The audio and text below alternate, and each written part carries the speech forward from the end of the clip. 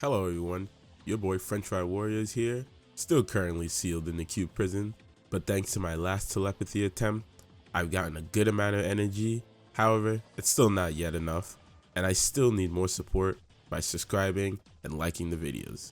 Remember, my minions are on the loose looking for those who didn't sub yet, and here's basically what happened to one individual who didn't sub.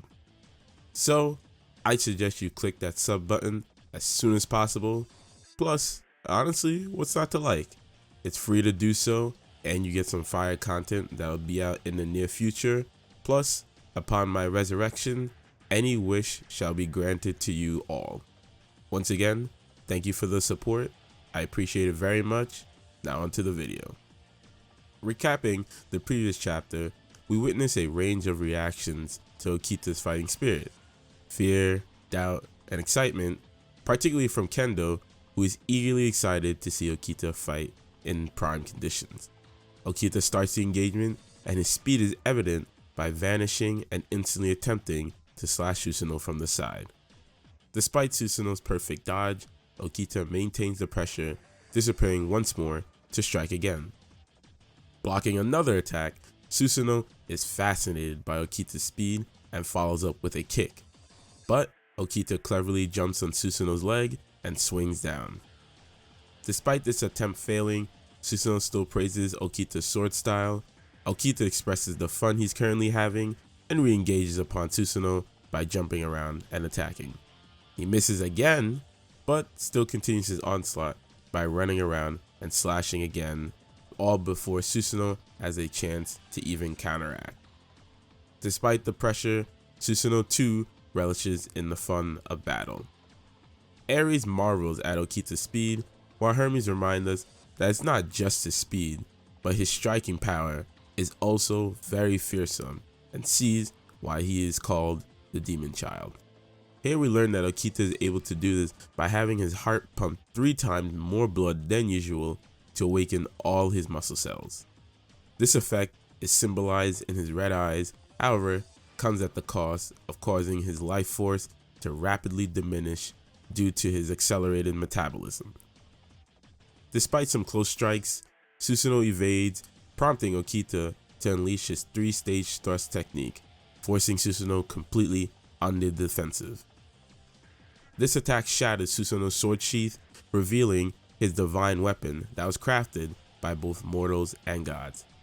Eager to test it against the demon child Okita, Susanoo assumes a Seigen stance, sparking debate on the type of stance among the audience.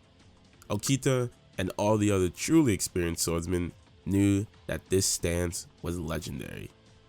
Kojo explains that this stance is the stance that truly embodies everything, allowing Susanoo to replicate any stance in history. Susanoo declares that he's coming with everything and challenges Okita to match it, putting him in a challenging situation. Can he overcome Susanoo's mastery of all the stances, or will the god prove to be too formidable for the demon child to handle?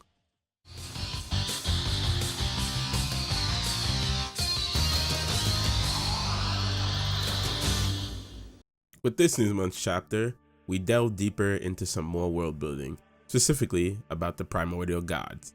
They are gods that have been born from the origin of the universe that ruled over all life in the universe. These deities, born from the very essence of the universe, once reigned supreme over all life. However, their unimaginable power ultimately led to their self-destruction, seemingly returning them to the beginning of chaos. Returning to the familiar characters of Odin, Buddha, and Beelzebub, the narrative takes a turn as Odin's birds scoff at the notion of primordial gods, dismissing them as mere legends. They assert that Odin would never wish for such a thing because their existence would spell the annihilation of the heavens and the human world. Beelzebub proves his theory by citing a forbidden book he stumbled upon. Within the forbidden book lies a passage detailing the resurrection of the primordial gods, meaning they did exist at one point in time. While Beelzebub couldn't read the whole entire book because of its old state, he did find a passage that reveals When the world tree absorbs the water of life, Odin of the twin eyes will offer his own body and the world will return to its primordial state. The mention of Odin's name in this forbidden text stirs some unease among the gathered company, prompting Beelzebub to question whether his theory holds any truth, and if this is the wish that he had long waited for. Odin simply mocks them as insignificant insects before erupting into laughter. Asserting his dominion as Lord of Madness and Rage, Odin assumes a menacing stance, threatening to erase them from existence. However, before Odin could initiate, lightning bolts appear, and Thor walks in, asking what's going on. He walks in standing in the center of everyone, and Odin warns Thor not to interfere. Buddha wants to know if Thor came to help Odin, but Thor alleviates that fear by instead standing as a guardian of honor, declaring that no one shall tarnish the pride of the warriors who have fought valiantly in the arena. He emphasizes the sanctity of life and death battles, stating that such conflicts must be settled honorably in the arena during Ragnarok, preserving the respect owed to the fallen enemies. Buddha agrees with Thor's words, appreciating the concept of an honorable combat, and readily agrees to abide by those principles. Despite initial reluctance, Odin ultimately concedes as well. Surprisingly though, Beelzebub remains resolute in his pursuit of answers, even if it means resorting to force. He is stopped by Adamantine, also known as Adamas, and at the same time, Kintoki walks in, giving us this beautiful manga panel of all these amazing fighters together. With high tension, Beelzebub threatens Adamas with erasure, but Adamas quotes something that Beelzebub once said, which is, "Don't tarnish the godly dignity that Mr. Hades has shown," urging Beelzebub to maintain his composure and wisdom, and he shouldn't act like a fool. Beelzebub eventually concedes as well, and Odin begins to walk away. While walking away, Kintoki begins to walk towards Buddha. Odin and Kintoki both lock eyes in an intense exchange. Kintoki asks why Odin was glaring so hard. Buddha enlightens that it's most likely from learning about Kintoki's exploration of Tartarus. While on the topic of Tartarus, Kintoki explains that his mission from the underworld is complete, acknowledging the formidable guards that prevented him from making contact with the god prisoner Siegfried. After hearing that, Buddha is even more excited to meet Siegfried and suggests continuing their conversation over some candy. Before parting ways, Beelzebub confronts Buddha, questioning whether Buddha harbors any hatred towards him for his role in the Heijun incident and coincidentally, Zero's death. Buddha at first looks vengeful, but simply knocks Beelzebub over the head with Zero's stick, stating that's enough. Buddha explains Zero taught him that hatred will inevitably rise in the heart, and if he allows that hate to take over, then he's betraying the promise that he made to Zero, which was to walk the path of light together, and that is why he bears no hatred towards Beelzebub. Beelzebub is surprised at Buddha's reaction and reminds him that if he ever feels like killing him in the future, he is more than welcome to, acknowledging Buddha's strength and capability. As the dust settles from the earlier confrontation, the focus shifts back to the intense battle between Okita and Susanoo, where we see the two exchanging sword blows with each other. Initially evenly matched, the tide begins to turn as Susanoo demonstrates his formidable swinging power, sending Okita staggering backwards. Okita reinitiates and seems like Susanoo dodged it, but Okita easily redirects his attack to catch Susanoo. Susanoo counters by delivering a devastating downward slash, leaving Okita with a scratch, while Susanoo's armor bears a similar mark. Meanwhile, the crowd is really enjoying the death battle between the Sword God and the Demon Child. Heimdall provides a vivid play-by-play commentary, while Ares, Hermes, Zeus, and Anubis offers a range of reactions, with Anubis expressing eagerness for battle and a morbid fascination with death's scent.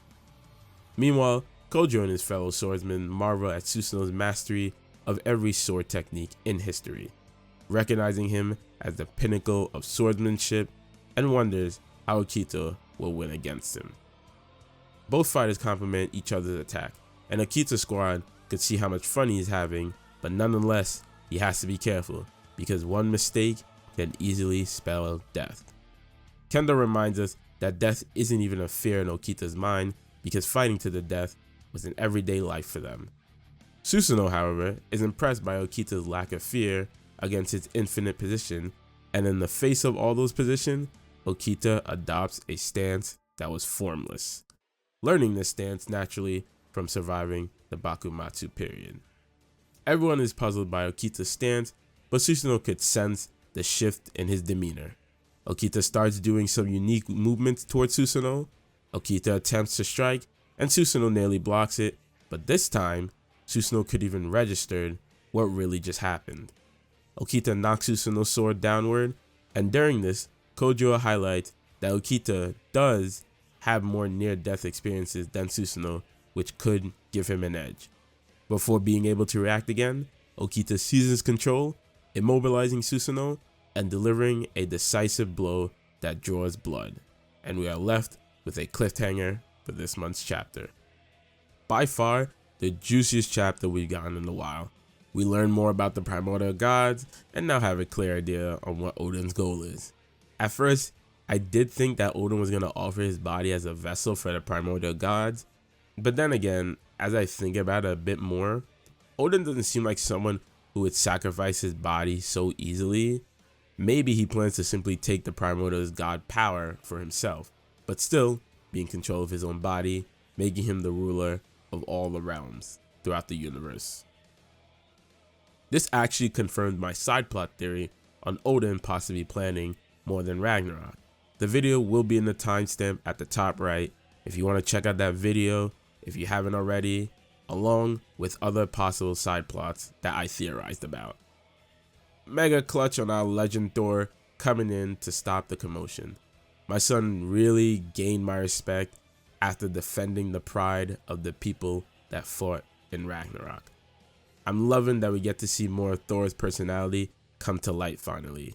I always knew my boy was destined for more. I mean, think about it.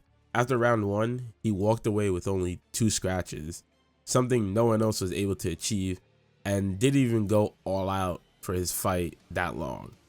I also talked about this more in depth in my Thor vs. Lubu video analysis, so go check that out using the timestamp above if you want to hear me talk about it some more. Honestly, Thor was looking like he was ready to take any of them if he needed to, especially his own dad. Beelzebub was fiending for blood. Surprised me, because normally he's calm, cool, and collected, even against Tesla, who had him on the ropes. But with Odin, I guess my man's really wanted that truth. All the fighters in this one panel is pretty cool. I like that Adamas was the one who stopped Beelzebub from doing something stupid, similar to how back then Beelzebub stopped Adamas from killing Brunhilde. We got a potential foreshadowing of Kintoki versus Odin, and it's surprising that Kintoki couldn't break into Tartarus. Those guards must have been something else. Then again, they do have to keep strong gods in prison, so that's to be expected. And Kintoki might have not wanted to go all out since his match could be coming up soon, and I'm sure he doesn't want to be injured for it. It's no surprise that Buddha wouldn't have gone the vengeful path against Beelzebub. It would go against his very nature that makes him a Buddha in the very first place. Love the confirmation that Beelzebub though thinks that Buddha could kill him. Now, I thought this chapter would end after that, but luckily we are blessed with some more action shots from Okita and Susanoo. While Okita did struggle initially, we got to see him get serious for a bit by going into a stance that was formless, allowing him to finally land a blow on Susanoo, or so it seems. I'm liking the look of this formless technique. The way he moves looks cool and a little similar to Shiva's unpredictable dance too. Looks like we're gonna have to wait till after Ragnarok for things with Odin to pop off, and our boy Okita is finally able to get Susanoo. So things seem to have evened out for now during round 10. As I said, a lot was put into this chapter and I'm very grateful we got this much. Can't wait to see what next month brings. And with that, I'll let y'all go. Like and subscribe if you enjoyed the content so far. Comment your favorite part, what you thought about the chapter, and any general insights you like to provide. Thank you all for coming to watch my videos. I appreciate it. Stay safe out there, and I'll catch y'all later. Peace.